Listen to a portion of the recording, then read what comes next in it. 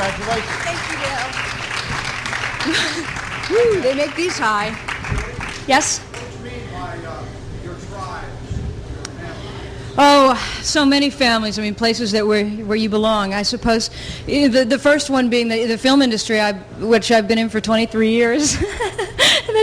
that's the big one. And you know, university, all my friends and my family and all these wonderful actresses that were nominated, who I certainly paid my $6 to see over and over and over again. And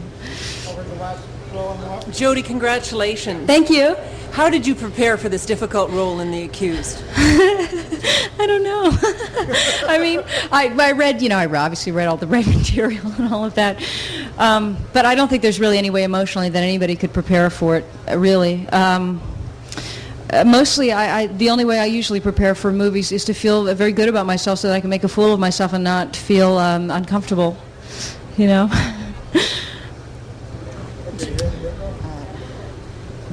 You said that you lead a very common life, a very simple natural life. Simple life, right? Can you elaborate a little more on that? You have a husband and. Well, that's easy. I don't do anything, but I like it that way. I mean, I think that I've kind of figured out what makes me happy, and it seems to be very basic things. Those stupid things I like to do. I'm a big movie fan. I spent so many years going to the movies 6 times a week. That's what I've done from the time I was 5 years old. I ate dinner in the movie theaters, and that seems to be my number one preoccupation. Nominated for an Oscar when you were 13 years old. How does tonight compare, and were you shocked? Yeah. Well, it was very different. I mean, first of all, I knew that a grown-up would win. I knew that when I was 12, and I certainly didn't have any of those expectations. Not to say that I was, over-expectant tonight either, because I still have that kind of inferiority complex. But it was, I don't know. I guess it means that I'm an adult somehow. I don't know why, but it means that I'm an adult, and that kind of freaks me out. Congratulations, first of all. Thank you, David. I told you what happened, see? Yeah. Didn't I? Just moments ago.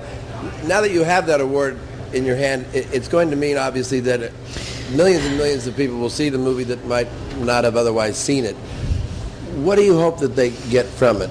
What do you hope that they take away after the experience of sitting through that dramatic kind of it's not the obvious things. I mean, I don't think what's wonderful about this movie is that it isn't political in the foreground. It's political in the background, and the propaganda's in the background, and the reality of it is the relationships. And what I would like audiences to do certainly is to not be able to go home and say, oh yeah, rape, that happens to somebody else, or oh yeah, rapist, there's somebody else, or oh yeah, witnesses are somebody else. The wonderful thing about this movie is that it forces you to see the human ugliness in all of us, and that's not something to be ashamed of. It's something to be reconciled with, I think. To see the humanity in the other, and not to condemn them and not be so judgmental. There's a very positive thing about the movie too. I don't know if I could even put it in words. Maybe you can. In terms of our attitudes toward the rape victim. Yes. How would you describe that in terms of what the movie? Well, it works. I mean, we obviously tried to have the assumption that the audience was led through different paths of opinion, and that their opinions ranged from she is guilty to she is not guilty to she is guilty to she is not guilty. What was she wearing? What was she this?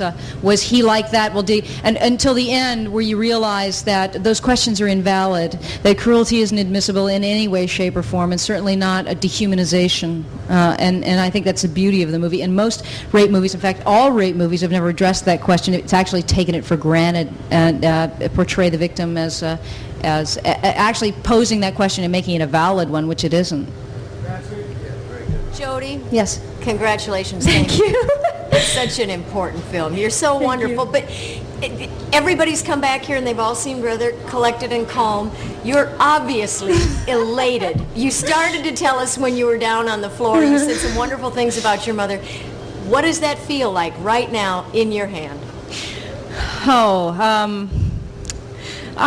I know this is, I don't know why this is popping into my head, you see. I don't know why this is popping into my head, but there's a certain, there's a certain feeling. I remember the day that I graduated from college, and I looked at all these 6,000 people who I didn't know. Who were they? I had no idea who these people were.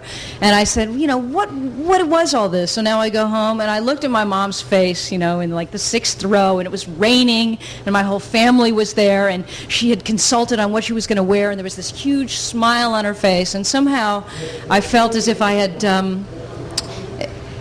had completed I don't know, completed some kind of social cultural vision that represented them somehow, that represented my family somehow. Congratulations. Thank you very much. Now, you've been in the business 23 years. As you said, movies have been so much a part of your life, so obviously the Oscar has to mean so much to you. Yes. So how do you think it's going to affect your next 23 years in the business? Oh, God, I don't know.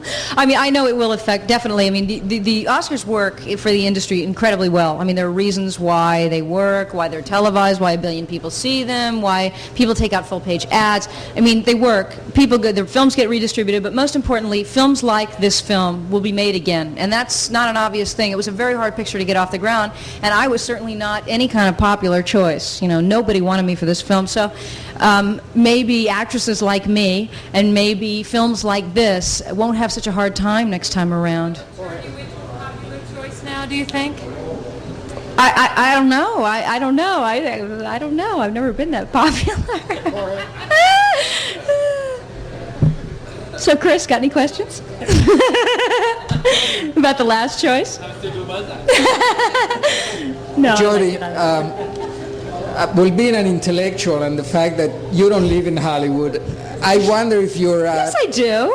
Well, I live in the Valley now, but don't we all? I grew up in Hollywood, right smack in the middle there, right next to the Hollywood Bowl.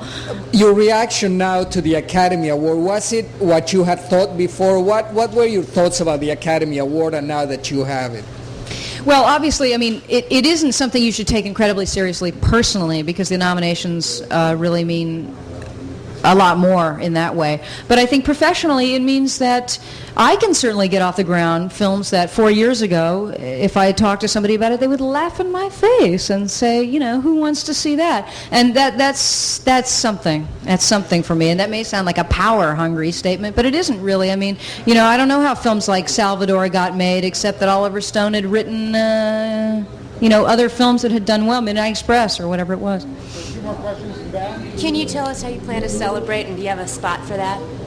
Do I have a spot for it? No. No, I don't, but I think I'll just carry it around for a while. Although I'll tell you what, I rented like 3 videos last night at the video place, and they said that if I brought this in, I would get them free. So you can bet this is going back to the store tomorrow. Yes? Say that Sydney wanted to send you her congratulations. Oh, Lisa! How you doing? Me too. Thank you. Thank you. At the Golden Globes, you mentioned that you felt like you were a kid of the Partridge Family because all the people are nominated. How do you feel now? Well, I'm sure they all feel that way. I mean, I just feel as if I've just been so lucky. And you know how when you're incredibly lucky, you think you don't deserve it, and you know that like somebody's going to take your hand out of those peanuts any day and say, you don't belong here, get out of here. I don't think it's going to sink in for like at least 6 more years. I'm sorry I keep laughing so much. I can't help it. It's like a nervous tick. You're obviously having a good time. What kind of projects are you going to be looking for now? Something similar or something completely different from this? Well, I don't think about stuff like, I suppose I should, shouldn't I? I should think about things like that. I don't really. I think about things that are good, and it's so hard to find good material out there. It always makes me laugh when women say, oh, there's no good material for women. There is no good material for anybody, and it's very rare when it comes around. And even when something's remotely good and you believe in it enough, you've got to work on it. So that's what I'm working on, is finding something that's moving and good, and I have no idea what that's going to be. Is that it? Thank you very much. Bye. Congratulations. Thank you.